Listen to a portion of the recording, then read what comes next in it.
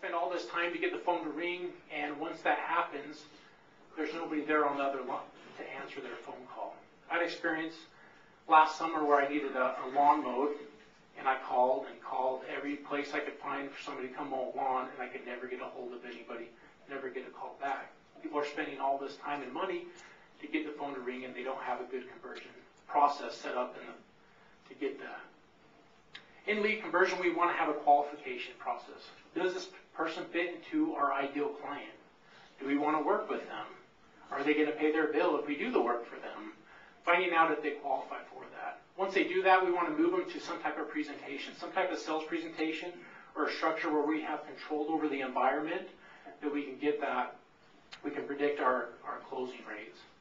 And once they do buy, have that transaction ready, that new customer kit. And especially in a down economy, if before you're getting 100 leads a month, it might be 50 now. But if you can increase your conversion rate, you're going to be getting the exact same amount of business. So this is one key thing. Every lead that we get, really capitalizing on that. Having that goal of 100% lead conversion. Everybody that comes across to get them.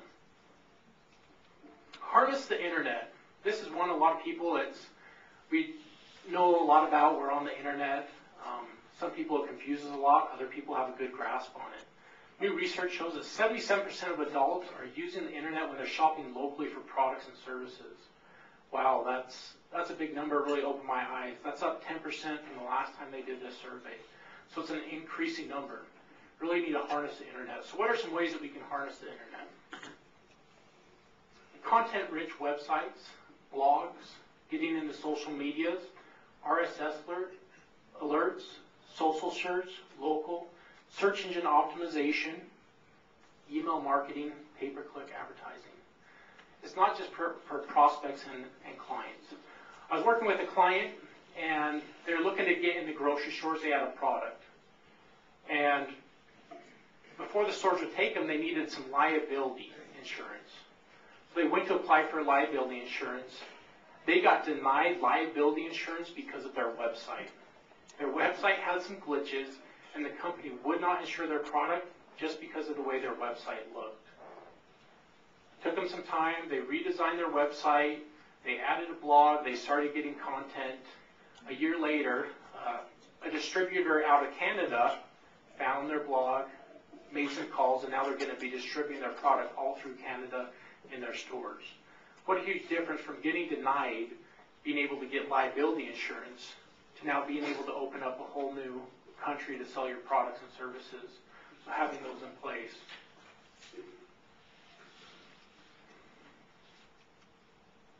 If you don't think that's important, what percent of online users read a blog? Does anybody have any idea what that would be? Online percent of users use a blog. Got a few stats here. 73% of online users read a blog. That number blew me away. I thought it'd be 40 to 50%. It's now up to 73% read blogs. 57% join social networks. 45% of the people have started a blog. 83% of the people have watched a video online. 39% subscribe to RSS feeds. And this last one I think is really important. 36% think more positively of companies that have a blog. You know, it might want you to make you want to go out there and start blogging.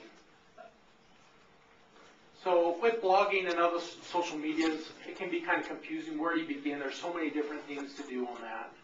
So we kind of have a hierarchy to where to begin, where to go from here. First one you want to do is just start with blogging and slowly work your way up the others. The RSS, the social search, social bookmarking, joining social networks, and microblogging. A microblog would be like your Twitter or other things like that, just short blogs to follow. What's RSS? RSS, Real simple description. yeah.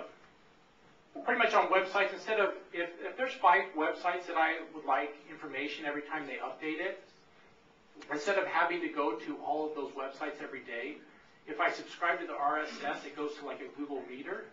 So I can just go to my Google account and it'll tell me all the updated content. So instead of, I wonder if,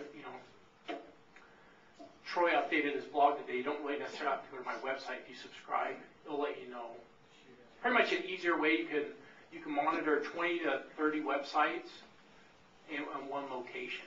Pretty much technology's made it so we can do a lot of research extremely quick. We can get what we want now, and it makes it really easy for that. It really saves a lot of time. Step number 7, live by a calendar. I see this all the time. Small businesses, if they have work, they're putting off their marketing, and then they run out of work, and then they panic, and they go out and get there. This is probably one of the simplest steps, but it can have the biggest impact on your bottom line is put on a calendar, put on your budget. It doesn't necessarily matter what you're doing.